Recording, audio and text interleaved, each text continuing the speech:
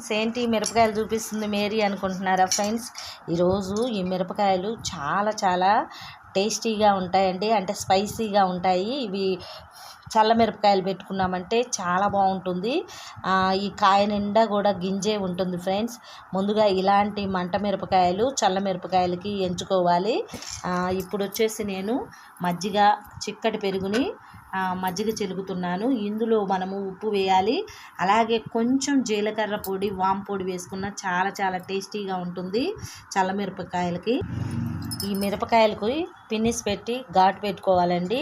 ప్రతి ఒక్క మిరపకాయ కూడా ఘాటు పెట్టుకొని తరువాత మనము వీటిని ఆ మజ్జిగలో 3 రోజులు నాననివ్వాలండి. నైట్ అంతా నాననీయటం, పగలేమో ఎండబెట్టుకోవాలి. పగల ఎండబెట్టేసి నైట్ టైంకి మళ్ళీ మజ్జిగలో వేయాలి. ఇలాగా మజ్జిగలో ఉంచేసేయాలండి. అలాగా మిరపకాయ మునిగేంత వరకు కూడా మజ్జిగ చేసుకోవాలి.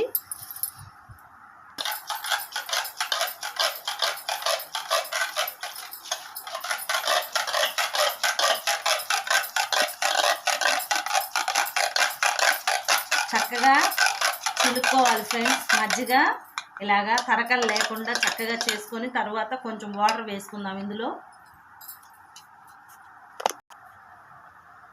ఫ్రెండ్స్, వాటర్ వేసుకున్నానండి. అంటే మిరపకాయలు మునిగేదాకా మనము ఈ వాటర్ ఉండాలన్నమాట. ఈ విధంగా ఎన్ని మిరపకాయలు తీసుకుంటే అన్ని మజ్జిగ తీసుకోండి.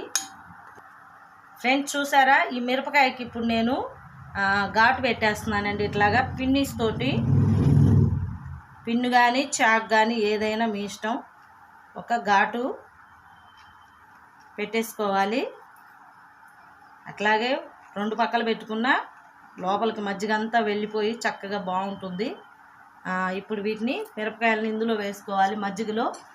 ఇంకా ఆ విధంగా అన్నీ కూడా వేసుకోవటమేనండి మజ్జిగ మిరపకాయలకి. మొత్తము పిన్నిస్తో తీసేసి ఇలా పెట్టుకున్న తర్వాత మనం అందులో వేసుకొని 3 రోజులు ఊరనివ్వాలి. అంటే నైట్ అంతా మజ్జిగలో ఊరుతుంది, పగలు వచ్చేసరికి ఎండబెడతాము. ఆ విధంగా చేసుకొని చల్లమిరపకాయలు పప్పులోకి, పచ్చళ్ళలోకి సూపర్గా ఉంటాయండి ఈ మిరపకాయలు.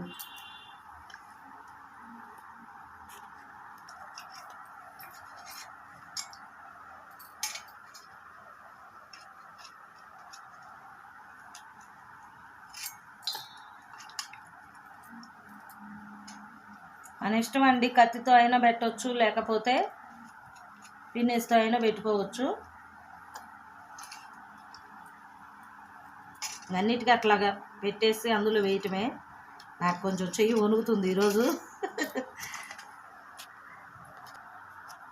ఫ్రెండ్స్, చూసారా, ఈ మజ్జిగలో మిరపకాయలు మునిగేదాకా మజ్జిగ పోయాలి. పోసి వీటిని మనము నైట్ అంతా చక్కగా ఊరబెట్టుకోవాలి. మజ్జిగ వేసాం కదా, ఈ మజ్జిగలో ఉప్పు కూడా వేసాను. చక్కగా ఈ మజ్జిగ అంతా పీల్చుకుంటుంది. పగలేమో ఎండబెట్టడం, నైట్ వచ్చేసరికి మళ్ళీ మనము వేసేసి మజ్జిగలో వేసి అలాగ 3 రోజులు వేసుకొని ఎండబెట్టుకున్నామంటే చల్లమిరపకాయలు రెడీ అవుతాయి ఫ్రెండ్స్. చాలా చాలా బాగుంటాయి. టేస్టీగా యమ్మీగా ఉండే చల్లమిరపకాయలు మీరు కూడా తయారు చేసుకోండి. ఇందులోకి మనము కొంచెం జీలకర్ర పొడి, మెంతి పొడి కూడా వేసామండి.